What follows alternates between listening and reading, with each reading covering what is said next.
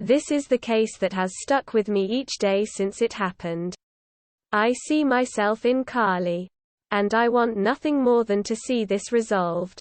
Upon revisiting the available articles, I've uncovered some information I didn't see before that I would like to discuss. First, I'll give a quick summary. Karlie Gusé has been missing since October 13, 2018. She was last seen walking down Ponderosa Street toward California 6 early that morning. There have been no leads since. The night before Karlie went missing, she attended a party where she had smoked marijuana and became extremely panicked. She left the party scared and ran down the street to call her stepmother Melissa and begged her to pick her up. The rest of the night she could not calm down, and even told her stepmom Melissa she did not want to go to sleep because she thought Melissa would kill her. Melissa recorded Karlie's episode to show her the dangers of drug use in the future. Though the recording was never released publicly, it is said the recording showed Karlie expressing love for her parents one moment and scared of them the next. She asked him to call 911 and asked if she would live until tomorrow. She spit out some salad while attempting to eat and called it the devil's lettuce. She expressed the desire to read the Bible and paint her nails. Eventually, Karlie asked Melissa if she would sleep in her room that night and did not want Melissa leaving her side. Melissa woke up the next morning to find Karlie awake in bed around 5:30 a.m. When she checked on her again at 7 to 157:30 a.m., Karlie was gone. The door was left ajar and her personal belongings, including her cell phone, were left behind. This timeline changes with different articles stating Melissa noticed she was missing as early 6:30 a.m. That morning. 3 witnesses, 2 of which were familiar with Karlie, claimed to have seen Karlie walking toward California 6 looking up at the sky disoriented and waving a piece of paper around. A thorough search was conducted in the White Mountain area. Helicopters and ground searches with cadaver dogs were used. Karlie has never been seen again.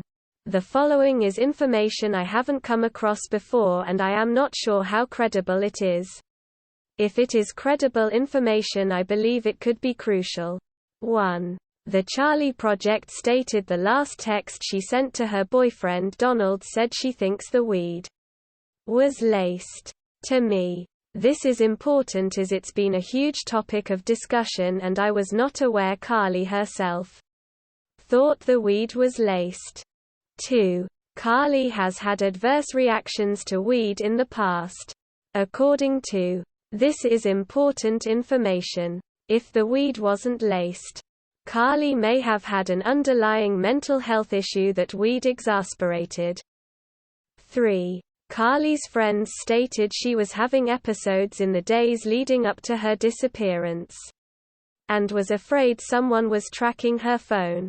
This is crucial information, as Karlie was scared of her phone the night before, and could explain why she left her phone at home before she disappeared.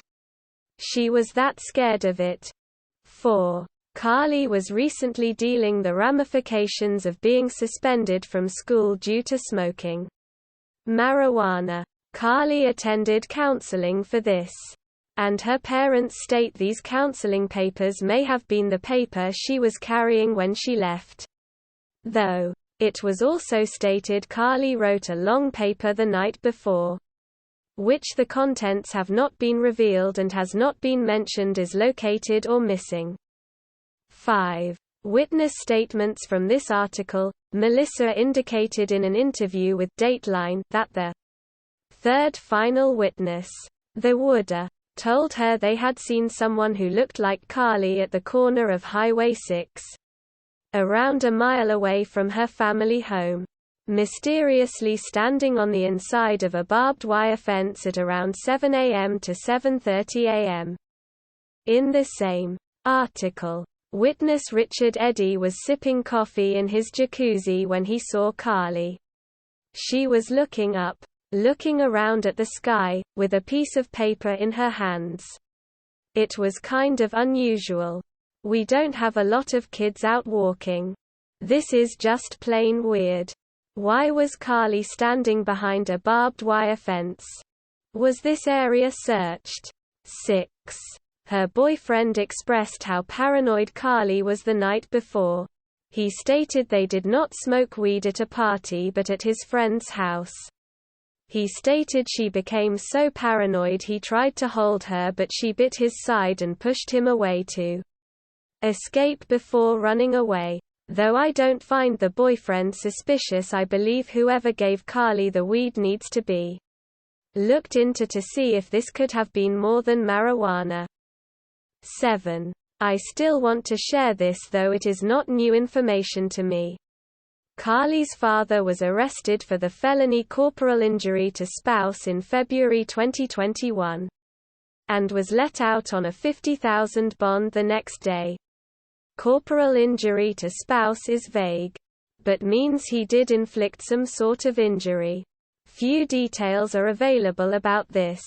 It may be a red herring but I believe it is important and could be telling of a home life the public is not aware of in the Gusé household. It is stated he was drinking the night of Karlie's disappearance and some people's anger issues are exasperated when drinking. Let's talk about Karlie's experience with weed. Though I think there is a strong possibility the weed was laced. I am tired of people completely discrediting the fact plain old weed can give you a panic attack. Yes, it can. Especially for people who have an underlying anxiety issue. As someone who had to quit smoking for this reason, I can confirm this is a real possibility. One time I got so high. I ran out at night into the desert of my boyfriend's rural backyard. I thought I was dying. I knew I was dying. I thought I saw hell. I was so scared all I could do was run from the feeling. Hoping me running meant I was still alive and wasn't dead. I just ran, trying to escape my own mind. The next few times I smoked weed, I paced around the house and begged my family to call 911 and said that I was dying. I can relate to everything Karlie said and felt the night before she disappeared. The reason I believe it might have been laced is the amount of time Karlie was disoriented. Weed panic attacks just don't last 8+ hours. Despite that, it could have triggered a mental health crisis that carried over. Sometimes your mind can just get stuck in the anxiety. Finally, theories. There are 4 major theories here. 1. Karlie wandering out into the desert disoriented and succumbing to the environment. This is the most realistic to me. 2. Karlie was taken from the Highway California 6. And was either murdered, kidnapped and placed into human trafficking. 3. Karlie suffered an overdose either in the desert or was hidden by her father and stepmom. This may be possible, but I just can't think of any drugs that would cause Karlie's symptoms and then take such a long time to cause death from overdosing. 4. Karlie was murdered by either her father, stepmother, or both. I personally don't see this theory being realistic. Some say Melissa went as far as to dress up as Karlie so witnesses would see her. I find this extremely unrealistic and far-fetched. Do I believe Melissa and Karlie's father should have taken Karlie to the hospital?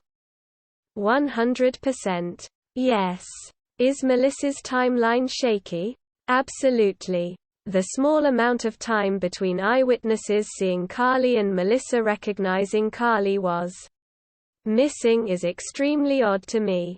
I feel like they could have found her if they searched just a little bit earlier. People have also analyzed Melissa's eye movements and body language in interviews and believe something is off. Karlie's biological mother Lindsay believes they know more than they do. Upon reading that Karlie was afraid someone was tracking her phone.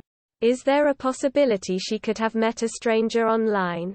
When I was a teenager, I remember girls being scared after talking to strangers on Kik who informed them they found their address online. Should this be looked into? This is the most baffling case to me and hard to wrap my head around. I relate to Karlie in so many ways that this case physically hurts me. I know what it's like to deal with anxiety and panic attacks so bad you want to go to the hospital. And I know how scared she was.